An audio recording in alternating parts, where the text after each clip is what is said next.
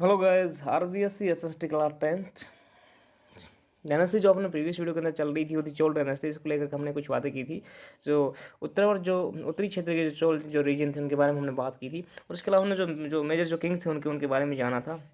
चोल जो राजराज फर्स्ट थे, इनकी जो रूलिंग टाइमिंग थी 985 टू 1013 एडी तक रही थी। उसके बाद में जो उनके जो और बाद में जो शासक हुए, राजेंद्र फर्स्ट हुए या राजधीराज हुए, इस तरीके से हमने बात की थी। आज की वीडियो हम बात करने वाले हैं चोल एडमिनिस्ट्रेशन और चोल आर्ट या चोल सोसाइटी की।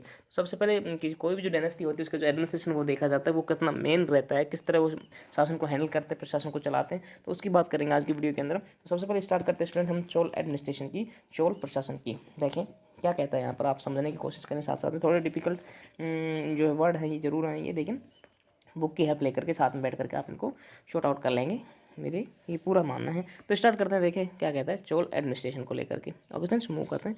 चोल एडमिनिस्ट्रेशन ये रहेगा। स्टार्ट करते हैं। Chola administration was based on the gram panchayat system. देखो सबसे पहले तो ये कोई भी प्रशासन जो होता है वो कहीं ना कहीं किस पे आधारित होता है ये बताने की कोशिश की। तो चोल जो प्रशासन था वो ग्राम पंचायत प्रणाली पर आधारित था। एक तरह से एडमिनिस्ट्रेशन की हम बात करें तो to facilitate administration the Chola kingdom was divided into 6 provisions. देखो क्वेश्चन भी इन्हीं में से बनते हैं, प्रशासन में जो क्वेश्चन काफ़ी बनते हैं एग्जाम के अंदर, आपकी बोर्ड जो क्लास रहती है इसमें, तो एडमिनिस्ट्रेशन को थोड़ा सा आप फोकस करके ध्यान दें।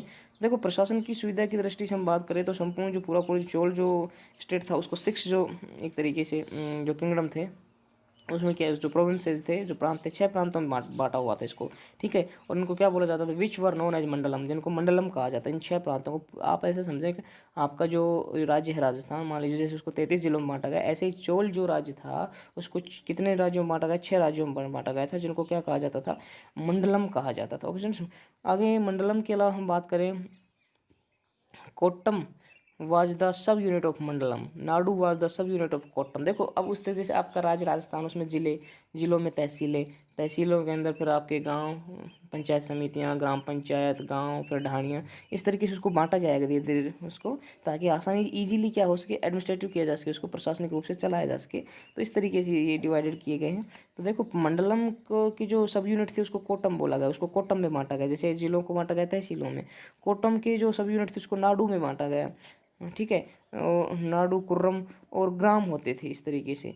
आगे हम बात करें तो यहाँ पर कहता है in inscriptions the assembly of Nadu has been called Nattar and the units of the town have been called the Nagar. देखो यहाँ पर आपको ये बताने की कोशिश करते हैं, जो इंस्क्रिप्शन है, जो अभिलेखों में, नाडू की सभा को तो नाटर और नगर की श्रेणियों को नगरतार कहा गया है। क्या कहा गया, नगरतार। और इसके अलावा जो विलेज के जो जो रिप्रेजेंटेटिव होते थे, प्रतिनिधि होते थे, वो एवरी ईयर क्या करते थे, उनका नियमित निर्वाचित होते थे, उनका निर्वाचन हुआ करता था। और एवरी जो मंडलम को हम बात करें कि Mandalam, every Mandalam was fully independent but there was no central legislature present to control the power of the king. देखो यहाँ पर क्या कहता है कि गांव के जो प्रतिनिधि थे ना, प्रति जो थे एवरी ईयर क्या होते थे, नियमित निर्वाचित होते थे, और प्रत्येक मंडल को तो स्वायत्ता प्राप्ति, एक तरीके से हम ये बोल सकते हैं। लेकिन राजा को, किंग को कंट्रोल करने के लिए कोई जो सेंट्रल लेजिस्लेचर नहीं थी, केंद्रीय कोई विधानसभा नहीं थी, मतलब राजा जिसको थ्रू राजा को क्या किया जा सके, कंट्रोल किया जा सके। तो राजा को कंट्रोल करने वाली उस तरह से कोई संस्था थी नहीं, राजा ही सर्वोपरि था उस समय, ऐसा बोला जा सकता है। आगे बात करें तो about 1/6 of the land produce was received by the king in the form of लगान एंड रेवेन्यू, लैंड रेवेन्यू। देखो यहाँ पर आपको क्या बताने की कोशिश कर रहा है, यहाँ पर कहता है कि भी जो भूमि की उपज थी ना, भूमि में जैसे पैदा होता था, तो भूमि की उपज का लगभग 6ठा भाग सरकार को लगान के रूप में मिलता था।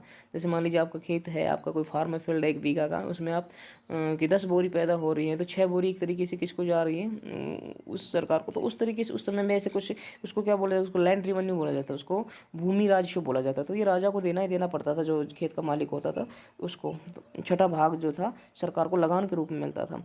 और आगे हम बात करें स्टूडेंट, तो दिस लगान could be paid in the form of grain और गोल्ड कॉइन। और यह जो एक तरह से लगान था, इसकी हम बात करें तो लगान जो था अनाज में या फिर स्वर्ण मुद्रा में, गोल्ड कॉइन में कैसे भी दिया जा सकता है। जैसे कोई अनाज नहीं देना चाहता था फार्मर, तो अपना गोल्ड कॉइन राजा को जा करके दे सकता था। ऑप्शंस आगे हम बात करें, जो गोल्ड कॉइन की बात आज चली है, तो यहाँ पर ये क्या बताता है, the gold coin which were circulated during the Chola period were called Kashu. देखो यहाँ एंड इट वेट 16 ऑन्स। देखो यहाँ पर आपको क्या बताने की कोशिश की गई है कि अब जब स्वर्ण मुद्राओं को दे देते या अनाज को दे देते लैंड रेवेन्यू के रूप में। तो जो स्वर्ण मुद्राएं जो थी या सोने की जो कॉइन्स थे उनको क्या कहा जाता था, जो चोल राज्य में चले हुए थे उनको बोला जाता था काशू। और इनकी अगर वेट की बात करें तो 16 जो 16 औंस का वेट होता था, औंस एक मेजरमेंट का है वेट का, उसके बराबर ये हुआ करता था। आगे देखिए तो आगे यहाँ पर क्या कहता है, आगे आपको बताने की कोशिश करता है कि अगर वजन की बात होली, सिक्कों की बात होली, अब कहता है कि along with large military power the Chola kings also possessed a strong naval force. देखो यहाँ पर भी आपको सही बात एक अच्छी जानकारी मिलती है कि चोल राजाओं के पास विशाल स्थल सेना तो थी, उसके साथ साथ में उनके साथ मजबूत एक तरह से नवल जो बेड़ा था, जहाजी जो बेड़ा था, नौसेना थी, वो भी उनके बड़ी सशक्त थी, पावरफुल थी, स्ट्रॉन्ग नेवल फोर्स थी उनके पास में उस जमाने में। देखो आप, Chola kings initiate various large irrigation schemes and built many roads. देखो इन्होंने बहुत और भी कुछ काम करवाए, चोल जो राजा थे, चोल राजाओं ने क्या करवाया, उन्होंने सिंचाई की, इरीगेशन की बड़ी बड़ी योजनाएं पूरी करवाई, जो स्कीम थी वो चलाई, और बिल्ट मैनी रोड्स और बहुत सी सड़कें बनवाई उस समय। देखो चोल राजाओं ने, तो अच्छी बात है। आगे हम बात करें स्टूडेंट, तो अब आते हैं इनके चोल आर्ट्स की बात करेंगे, चोल आर्ट की बात करेंगे। चोल जो आर्ट था, जो कला थी, किस प्रकार की थी और कैसे मंदिर बनते थे, किस प्रकार के भवन थे, कौन सी उनकी स्टाइल थी, शैली थी, उनकी बात करते हैं। देखें तो कहता था Chola promoted the architectural style of the Pallavas. Various features of Dravidian architectural style of the Chols are as follows. तो उसमें कुछ ये दिखाई गई है आपको, जो इसमें क्या होता है, जो भवन या मंदिर या वास्तुकला की जो शैलियाँ होती हैं, जो दक्षिण भारत में उस समय प्रचलित थी, उनके बारे में बताया जाएगा। तो चोल कला के बारे में बताता है। तो यहाँ पर कहता है चोलों ने विशेष तौर पर प्रमोट किया किसको, जो आर्किटेक्चरल स्टाइल थी वो किसकी थी, चोलों ने पल्लवों की स्थापत्य कला को एक तरह से आगे बढ़ाया। और चोलों की द्रविड़ जो मंदिर शैली कुछ विशेषताएँ भी हैं। द्रविड़ मंदिर शैली साउथ इंडिया की सॉरी स्टूडेंट, द्रविड़ जो मंदिर शैली थी वो साउथ इंडिया की मंदिर शैली उसको बोला गया, आर्किटेक्चरल स्टाइल उसको बोला गया। तो नीचे दी गई है जिसमें आपका जो क्वाड्रेट है या क्वाड्रेट विमान हैं, एक तरह से वर्गाकार विमान हुए, मंडप हुए या गोपुरम, इस तरीके से कुछ यहाँ पर जो चोल जो आर्ट की हम बात कर रहे हैं तो वो देखने को मिलती है। और आगे हम बात करें स्टूडेंट्स, तो आगे देखो यहाँ पर कहता है कि जो होल्स थे adorned with artistic pillars, traditional lines for decoration, brackets and joint pillars etcetera. देखो यहाँ पर वही बात बता रहा है कि जो कलापूर्ण वहाँ पर जो पिलर्स बनाए गए, स्तंभ बनाए गए, बहुत ही सुंदर थे, सजावट के लिए वहाँ पर एक तरह से पारंपरिक जो सिंह थे जिनको चाली बोला गया है, या ब्रैकेट या जिसको हम बोले जो जॉइंट जो पिलर थे, संयुक्त स्तंभ का होना, ये बहुत अच्छी कला से उन्होंने मकान बनाए, मंदिर बनाए। ऐसे ही बात करता है कि जो the Shiva temple of Rajarajeshwara temple, जिसको शिव मंदिर, जिसको राजराजेश्वर मंदिर भी बोला गया, जिसको किसने बनवाया था, तंजौर के अंदर उसको बनवाया, जो हमने पहले पढ़ा था, राजराज फर्स्ट ने बनवाया था। An excellent example of Dravida architecture. कहता है ये जो द्रविडियन जो आर्किटेक्चर है, द्रविड़ जो वास्तुकला की शैली है दक्षिण भारत की, तो राजराज प्रथम का जो तंजौर का जो शिव मंदिर है, राजेश्वर मंदिर है, वो द्रविड़ शैली का एक शानदार नमूना है, आप ऐसे कह सकते हैं। और इसके हम बात करें, system of canals in South India is a gift from Cholas. इसके अलावा हम बात करें कि जब system of canals in South India, हम यहाँ पर कहता है कि जो दक्षिण भारत है, एक तरीके से दक्षिण भारत में जो कैनल्स हैं, कैनल्स नहरें हैं, तो दक्षिण भारत में नहरों की प्रणाली जो है वो किन की देन है, वो चोलों की देन है। चोल जो राजा, उन्होंने सबसे पहले जो एक तरह से गिफ्ट दिया, नहरें बनवाई, टेम्पल ऑफ।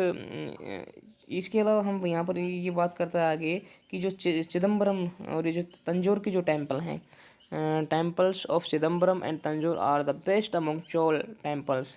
कहता है कि जो चिदम्बरम और तंजौर के मंदिर एक तरह से बेस्ट हैं, अपने आप में सर्वोत्तम हैं। और यहीं पर आगे बात करता है the bell metal statue of Nataraja Shiva build during Chola period are regarded to be the best. देखो यहाँ देखो आपने काफ़ी देखा होगा नटराज की जो एक तरह से आपने स्टेच्यू देखी होगी शिव की, भगवान शिव की, नटराज की, एक डांसिंग फॉर्म के अंदर। आपने वो कब बनी, चोल युग की नटराज की जो शिव की जो कांसे की मूर्तियाँ भी अपने आप में, तो उस ज़माने में ये कांसे की वहाँ पर बनाऊंगी जो बनाएगी बहुत अच्छी बनाएगी। और इसके अलावा कहता है gopuram style temple architecture was developed in this period. और कहता है कि जो मंदिरों की गोपुरम शैली का विकास इसी युग में हुआ। कौन से युग में, चोल युग के अंदर हुआ। सोसाइटी की बात करते देखिए स्टूडेंट, सोसाइटी में क्या कहता है, समाज कैसा था, चोल जो रहने स्थिति, समाज की स्थिति कैसी थी वो देखें। Chola Kings were the followers of शैव सेक्ट। देखो सबसे पहले तो बात करता है कि किस धर्म के अनुयायी थे, तो ये शैव धर्म के भगवान शिव के उपासक थे। और इनके अलावा बात करता है in the record of role kings performance of Ashwamedha yajna has also been mention woman used to be property owners in the society. देखो ये क्या यहाँ पर क्या कहता है कि अगर हम बात करें तो सबसे पहले तो शैव धर्म शिव के उपासक थे। और इसके अलावा बात करता है कि अगर देखें राजाधिराज के लेखों में, इसके इंस्क्रिप्शन में, रिकॉर्ड्स के अंदर राजाधिराज के जो रिकॉर्ड है या लेख हैं उनमें जो अश्वमेध यज्ञ का भी उल्लेख मिलता है कहीं ना कहीं। अश्वमेध यज्ञ क्या था, मैंने पहले बताया था, फिर आपसे एक बार बता देता। अश्वमेध यज्ञ में क्या था, घोड़े की जो थी एक तरह से घोड़े को छोड़ा जाता था स्वतंत्र रूप से, और अगर कोई आग दूसरी सीमा में जो घोड़ा प्रवेश कर जाता था और उसको अगर कोई दूसरा राजा रोक लेता था, इसका मतलब जिस राजा ने घोड़ा छोड़ा है वो उसको चुनौती दे रहा है, चैलेंज कर रहा है कि मैं तुम आपसे युद्ध करने के लिए तैयार हूँ। तो उनमें आपस में लड़ाई होती थी और जो जीतता था उसका क्षेत्र उस पर ऑक्यूपाई हो जाता था। तो इस तरीके से ये इसमें घोड़े की बलि भी दी जाती थी कई बार। और स्त्रियों की बात करें तो समाज में स्त्रियां संपत्ति की स्वामिनी होती थी एक तरह से। स्त्रियों के भी अच्छा एक तरह से यहाँ पर ओहदा था, एक तरह से उनको भी अच्छी सम्मान था, इज्जत थी। तो स्टूडेंट्स ये तो रहा आपका जो ओवरऑल चोल जो डायनेस्टी थी उसको लेकर के, जो आज हमने बात की आर्ट की या उनकी सोसाइटी की या उनके एडमिनिस्ट्रेशन की। कल हम बात करेंगे फिर से एक नई डायनेस्टी को, जो आपकी नई डायनेस्टी होगी पल्लव डायनेस्टी होगी। तो उसको हम इस शॉर्ट जो डायनेस्टीज हैं उनको हम एक एक वीडियो के थ्रू कवर करते चल रहे हैं, ताकि ज़्यादा इसलिए नहीं पढ़ाता ताकि आप बोर ना हो जाए। और कल फिर हम बात करेंगे नई डायनेस्टी की। तब तक के लिए आप अपनी सेहत का ख्याल रखिए और पढ़ते रहिए बुक को लेकर के। मिलते हैं कल आपसे फिर दोबारा से, तब तक के लिए गुड बाय।